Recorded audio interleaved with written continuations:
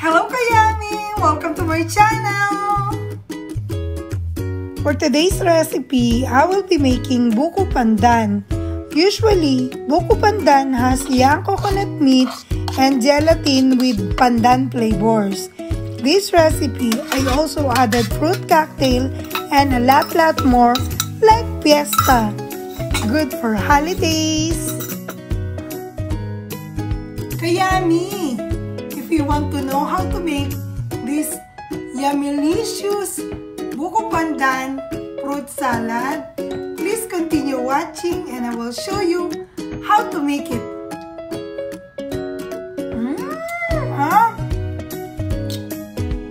Let's start by cooking tapioca pearl or small sago.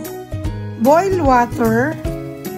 When the water is boiling, add the small tapioca pearl and cook for 5 minutes.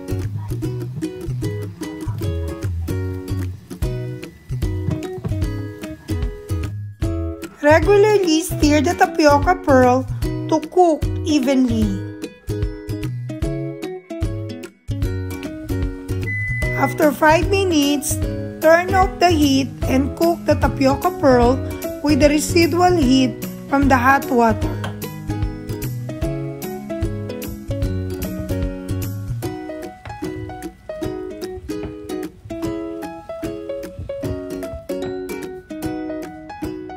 After 20 minutes, strain the tapioca pearl or sago and set it aside. Oh, now we're white!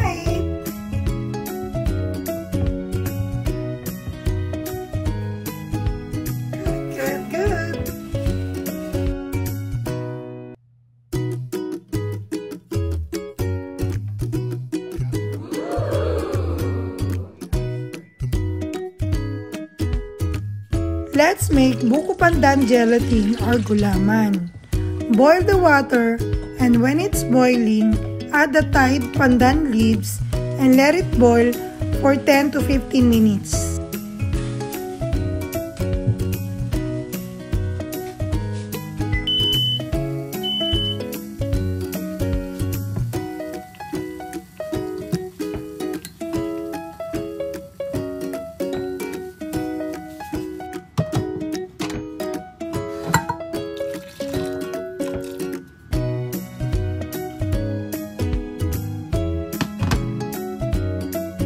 Put the coconut juice in a pot and allow to a full boil. When it's boiling, then add the hot pandan water that we set aside and immediately add the gelatin mix or gulaman mixture. Using wire whisk, dissolve for a minute, then transfer in a container and allow to cool down before putting in refrigerator.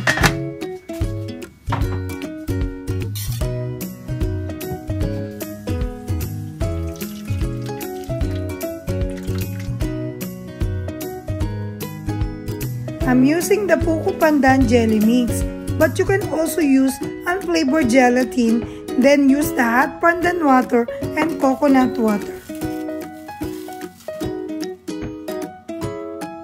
When the gelatin is already hardened, I slice the same size with the nata de coco.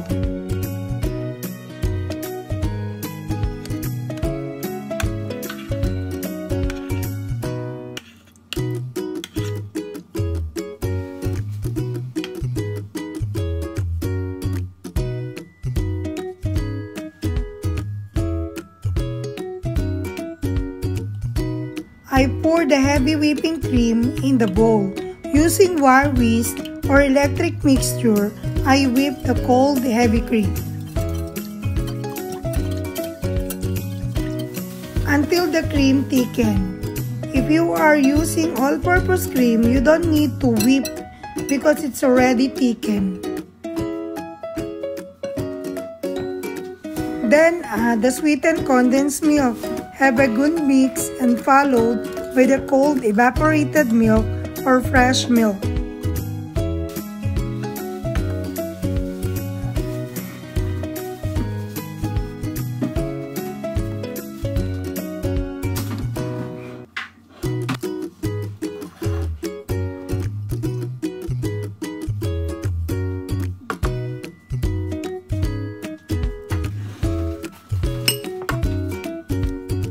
taste the mixture before adding the rest of the ingredients.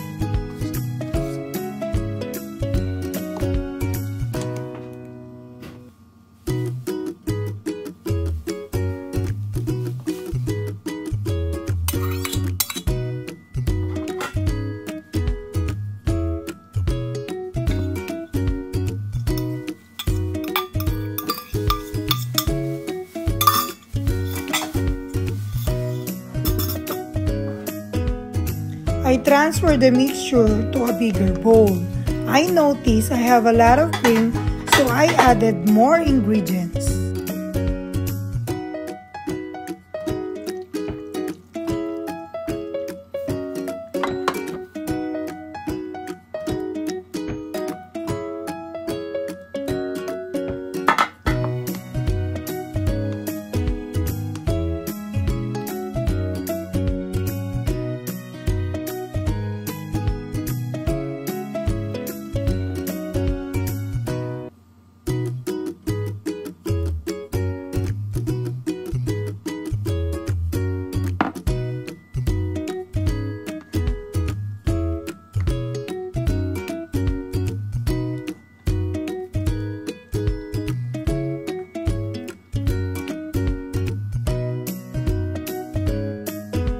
I taste and I decided to add more condensed milk.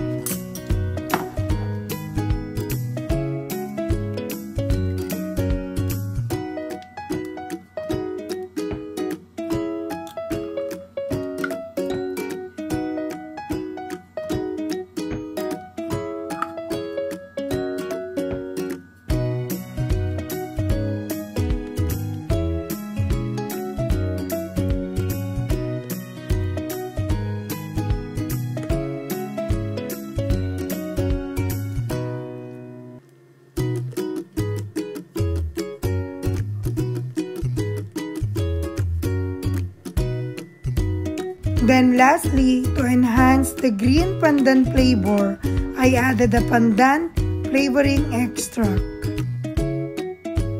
Have a good mix and put to the fridge overnight or at least 5 to 6 hours.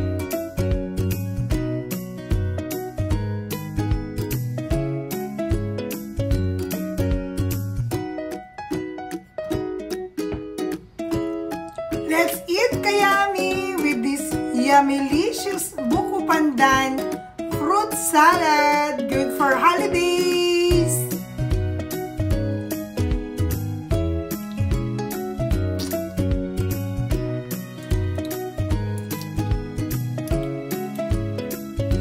It's done now! If you like this video, don't forget to press the like button, write a comment, and please consider to subscribe. Thanks for watching. Bye!